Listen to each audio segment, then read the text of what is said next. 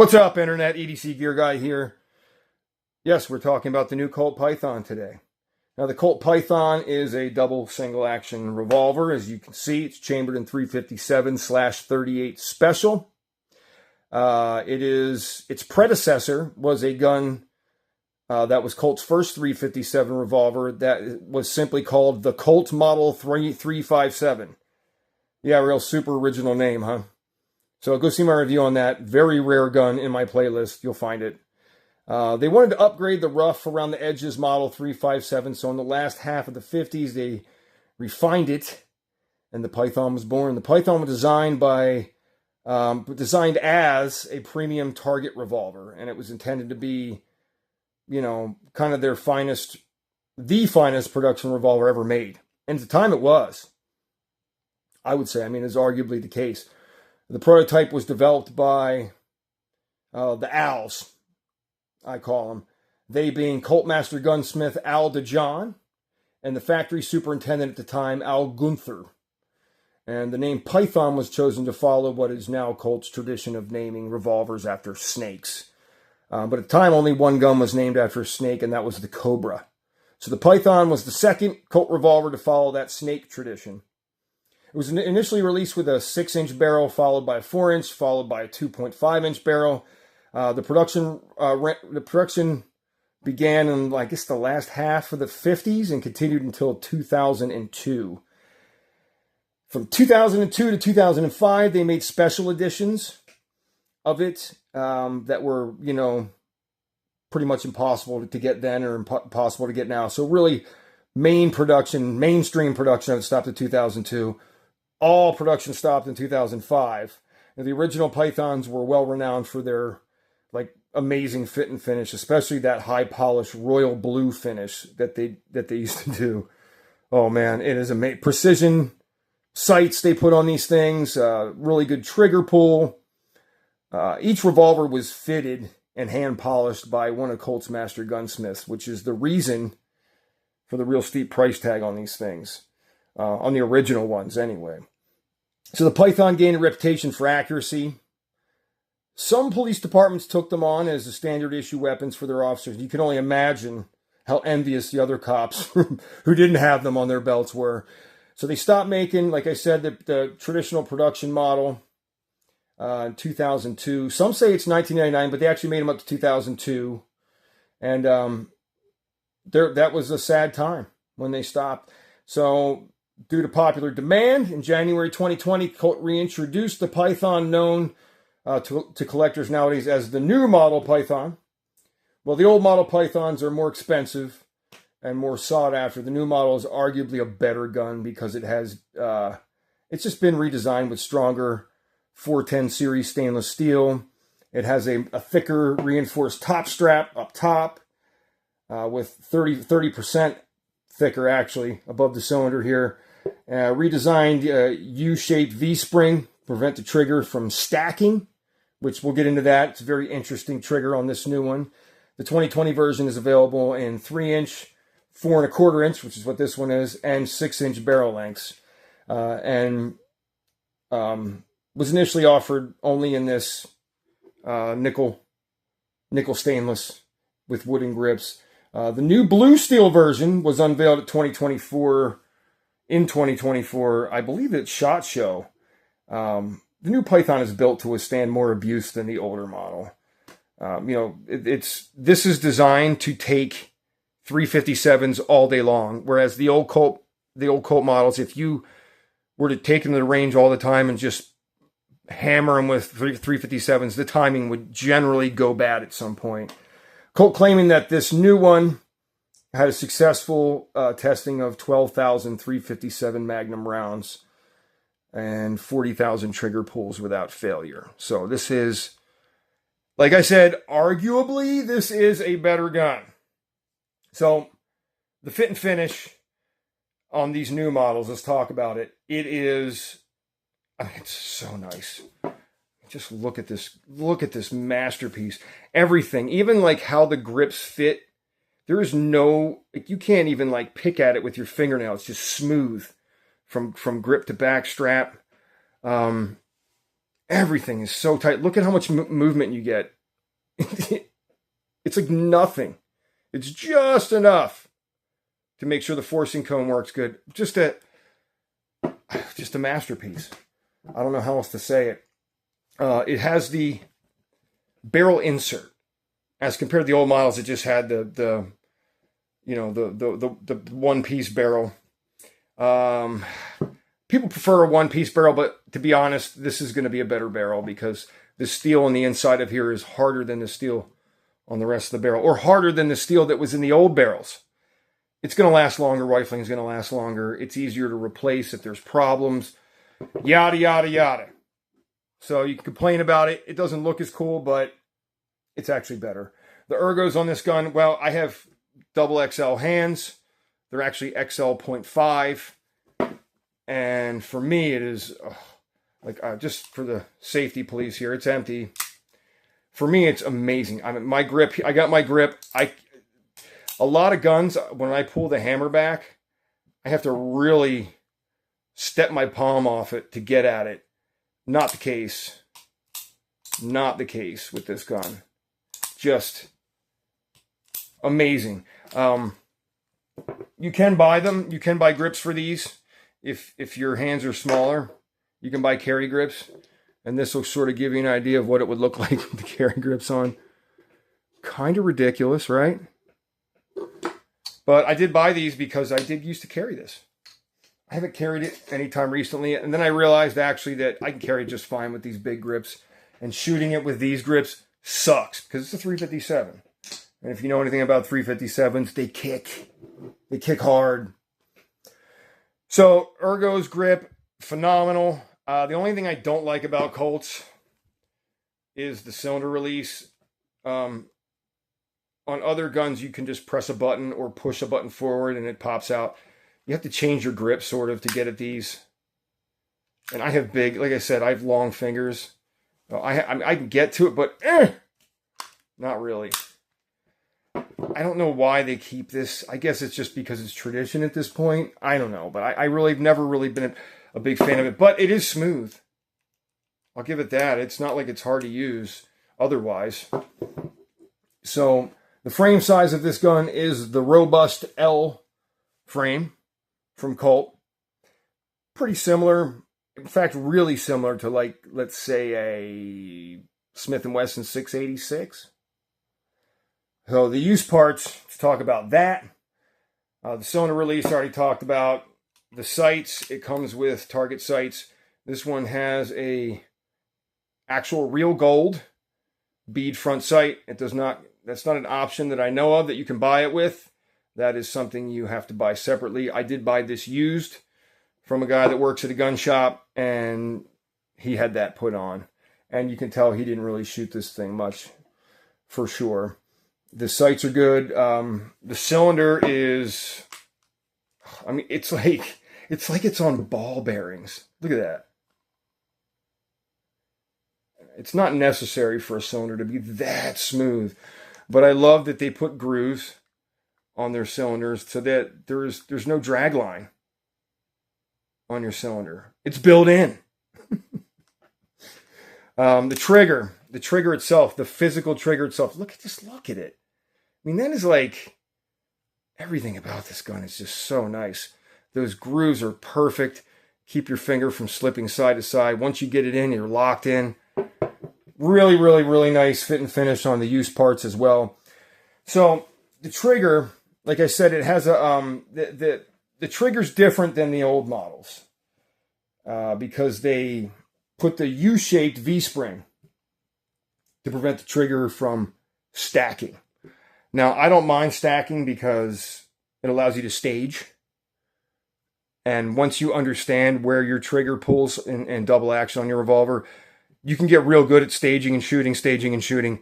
But you can do the same with this. So what you get is, pay attention, watch the hammer. When I pull it to single action, look how far back it goes. It's pretty much like 2 millimeters from touching the top of the grips. All right. Now, watch when I pull it double action, how far back it goes before it drops.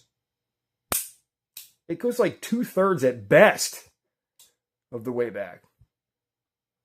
So right about here, you have what feels like an air pillow. I don't know how else to explain it. It's just, so once you get to the air pillow, now you can stage. Boom. Now, the thing I don't like, and it's part of the whole system, I don't prefer it anyway, is that I guess it doesn't matter as long as you can stage right, but other guns the cylinder turns to the last split second, even while the hammer is dropping. Watch. I prefer revolver when it gets to the stage point to lock in place. But whatever. I'm kind of nitpicking at this point. So the trigger is pretty awesome. It's very different than what you're used to if you're a revolver guy. And it is actually really pleasant. And I have to admit, it makes the gun really accurate. Speaking of accuracy, the accuracy of this gun is absolutely stellar. I don't know what else to say.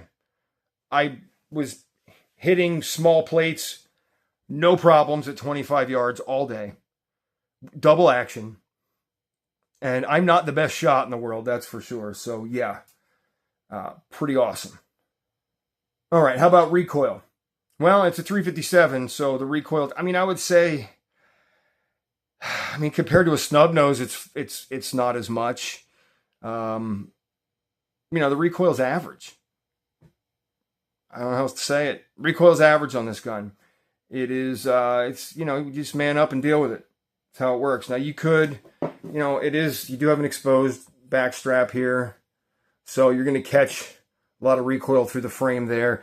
They do sell those like Hogue target grips, those rubber ones that just go over everything and cover the whole frame area there. But you need to be kicked in your nuts and punched in the face if you put those ugly, disgusting looking grips on this masterpiece, beautiful gun. I'm just going to say it. Go ahead and do it. But if you do it, you're kind of an asshole for doing that to the poor gun. Unless you're going to carry this thing like in the woods or something. Okay, well, I guess I can understand. You're going to get scratched up and destroyed anyway. You might as well make it look beat up. Let's get to what you would use this for. What are the RLAs for this gun? For those of you who don't know, RLA is real life application. The RLAs for this gun, let's start out with the things that are not super obvious, like, how about a woods gun? It's a big, heavy revolver with a pretty tough frame on it. Top straps real thick. I would say, yeah, you could even put the bear killer loads in this thing. So long as they fit. Some of them have a really long, stupid bullet on the tip, and they won't fit in this gun. You'll have to get something like a Ruger Red Hawk to have those fit. But your standard, extreme penetrators and, your flat nose hard cast still fit in here. And this gun can handle them. So yes, you could carry this as your woods gun. That would be a super fancy woods gun, and it's gonna get beat up. I have two different woods guns, and they both look like shit because they're woods guns. And every year I go in the woods for 10 days by myself in the wintertime, and I shoot a lot while I'm out, and they just get scratched up and beat up and whatever else. So yes, you could use this as a woods gun. How about a carry gun? Yeah, I've done it. Absolutely, you could carry it. Except, for some people, it's going to be a no-go carrying it because it weighs over 2.5 pounds. So it's pretty heavy. 2 pounds, 9.5 ounces. Yeah, for most people, that's too heavy to carry. I don't care. I carry revolvers all the time. I carry 4-inch revolvers all the time. I don't care if a gun's heavy. If it's wintertime and I'm wearing pants and a good belt, I'll do it. So I have carried this, and that's like I said earlier, I bought these. You can get carry grips. Big mistake, just carry it with the big grips. They're not going to catch on your clothes. Yeah, it's big. Just if you're wearing a baggy t-shirt or something, you'll be fine. You want to shoot this gun with these, it's going to kick. You're going to feel it. If you've ever done that, you know exactly what I'm talking about. So yeah, Carry gun, absolutely. Little expensive, little fancy, and a little heavy, but it could be done. Now, the main RLA of this gun, in my opinion, is as a collectible, as an heirloom. I mean, this thing's gorgeous. It's going to outlive me for sure. It's probably going to outlive my son for sure, and his son, and this thing will be passed down forever. So long as 357s are still available, this thing will be able to be shot. Collectible. This is the kind of gun you lay in bed with it empty and you fondle it. It's probably bigger than anything you ever fondled in bed. Just saying. It's the kind of gun you just drool over and enjoy. It's a good conversation piece. Oh yeah, I got a revolver. Boom, you bust this out. People are going to be like, damn, it's a nice revolver. So yes, you could carry it. You could use it as a woods gun, but most people they're just gonna buy this as a collectible. So how about speed loader options? There's a lot. In fact, let's go over some of them. Okay, so right off the bat, you can use speed strips, obviously, with this gun. A lot of people carry speed strips because they're flat and they're not big and round like these. But there is the option of the Wrapid loader, and I will have links to all these speed loaders. And yes, we do sell these at KazTac.com. It's probably our #1 seller in general because it fits like 90% of all 6-round 357-38 special revolvers. As you can see, store's flat, but when you pull it out from the holster, it boing, pops into a circular shape. It's kind of, this is going to seem kind of goofy because I'm doing this behind the camera, but you line it up and load it in, and it loads it up. Loaded. So, as you can imagine, this is a really popular speed loader because, well, it's revolutionary and it's awesome. But it fits really, really nicely. You see, that wasn't hard. I mean, that's behind the camera. See how quickly it fits in, and really, really good speed loader for this gun.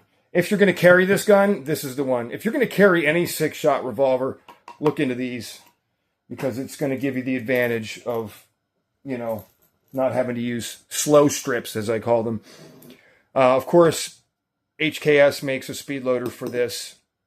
I don't recommend HKS. They're the original, and I'll give them credit for that. The problem with HKS, this is not made for this gun. This is for the K-frame, but it's basically the same thing, just a little smaller. But the twist top on HKS is so easy to twist. I've had them twist in my pocket before, just moving around throughout the day, and at the end of the day, I go to get my speed loader out, and there's rounds missing, and it's, you know, that's going to do you no good. So yeah, you can grab these. They're cheap, $12 a piece to $15. Probably fit more than 15 to 20 for this gun, but nonetheless, they do kind of work. I know I'm going to get the comments. I can see them now. When I was a cop in 1972, we used them for 15 years. They worked just fine for me. Yeah, they work great if you have them in one of those goofy holsters that sticks off the front of your belt like 3 inches. If you're wearing a cop belt, yeah, but you're not going to like throw your t-shirt over that. Come on, man. Think about it. And then you have, if you're going to get a twist top, go with a 5-star. We don't sell these at KazTac, but I do like them. They do jiggle a lot, but that's good actually because it allows you to use it on different guns because you have, you know, room to spread the rounds out depending on the cylinder size. But they make a real nice one. They're a little pricey, but they're not too bad for what you get. I mean, it's all aluminum. They look good. So you can, I mean, pretty much everybody makes, Speed Bees makes one for them. Speed Bees I wouldn't recommend for anything except the range because, again, the rounds easily come loose from them. I have a couple Speed Bees, and, I mean, they kind of suck for carry, just being honest. But they're perfectly fine for the range. But why get that for the range when you can just get this? This is a 18-round Rev Industries speed loader. Yes, that's right. You heard me correctly. 18 rounds. You get 3 loadings with this thing, and it's push activated. And I've got another 2 loadings left. Pretty friggin' awesome. And it works. And you know what? This speed loader works with everything. I have yet to find a 6-shot 357 revolver that it doesn't work with. It is the most universal of all speed loaders that I've ever used in my life. Even more than the Wrapid loader, even more than this one, which is saying something. And the other thing is when you buy one of these, also can be bought at KazTac, it comes with this little knob, and it also, you can take it apart. You see how, what all this is the bottom piece of this speed loader here. And with this cap and this knob, you put that on top of it, and you can turn this into a single shot. So if you want a push button speed loader, you know, this is an option for sure. So there's a lot of other speed, basically everybody makes a speed loader for this gun because it's Colt Python, it's been around forever. The old model, new model have the exact same sizes of cylinders and all that. Nothing's changed, just the frame around the cylinder. So you should be able to find plenty of speed loaders. Which ones do I recommend? If you're going to carry it, I recommend this. But the best of the best, in my opinion, this, you see this is my Python speed loader. This is the SL variant. The SL variant's super cool because it's speed load. It's a spring-loaded speed loader, but it's definitely better than other. Ready? Boom! How awesome is that? Just push activated. Every round has its own spring. Yeah, you can get a Safariland one that does the same thing, but it's a pain in the ass to load it, a pain in the ass to set it, and there's more of a chance of it going off in your pocket. This one, these don't ever go off in your pocket. So, and it loads super easy. And these SL variants, the only place you can get these, stateside anyway, is KazTac.com as well. And we have them for like every friggin' gun, really, that's in 357 or 38 special, 5 or 6 shot. But yeah, and if you are going to use this for concealed carry, what you do is you buy one of these for it, and it just screws on and off. So this is what it looks like normally. You put this on it, and now if you throw it in your front side pocket, it stands up no matter what. When you try and like throw something like this in your pocket, it could be upside down or sideways or whatever when you go to grab it, and you might grab it and twist the thing and set the rounds out. This thing will just stand up in your pocket. So this is my favorite speed loader of all time. I love the Wrapid loader. It's revolutionary. It's super cool. It works real well. But something about this is, I just love this speed loader. And I have them for every revolver that I can, for sure. So yeah, speed loader options are essentially universal. I think there might not be any companies that don't make speed loaders for this gun. Okay, so the question is, should you buy one? That's a loaded question. Are you poor? Then no, you should not buy one of these. They're not cheap. Are you super rich? Well, then yeah, you should definitely buy one of these if you're a gun guy. If you can afford it and you can only have one revolver, this would be in my top 3. If you're not going to carry it, especially, and you just want a revolver to shoot and collect and fondle, yeah, this is about as good as it gets, unless you're going to buy like one of these quarts for $7,000 or something. But these are not cheap. They're a really nice gun. Their fit and finish is amazing. They're extremely high quality material-wise and everything else. I bought this for $1,100, and that was a deal, especially considering it had a $120 sight. Actual real gold sight built into it. But I see them generally $1,250 to $1,400. You're going to buy one new. The new blued ones tend to fetch a few extra bucks because they're in higher demand. I sort of like stainless steel or nickel, the whole nickel look for a revolver. But yes, if you can afford it, yeah, you should probably buy one. If your money's tight, don't do that to yourself. Go buy something. You can go get yourself a Ruger Security 6 used for $500 all day on Gun Broker right now. And it's a fantastic gun. Just buy one of them. So listen, thanks an awful lot for watching and listening. Be sure to like and subscribe for similar content. And you know how the algorithm loves us gun guys. So when you like and subscribe and comment, it really helps to defeat the algorithm. Make sure to check out our other videos. And I will see you next time. EDC Gear Guy out.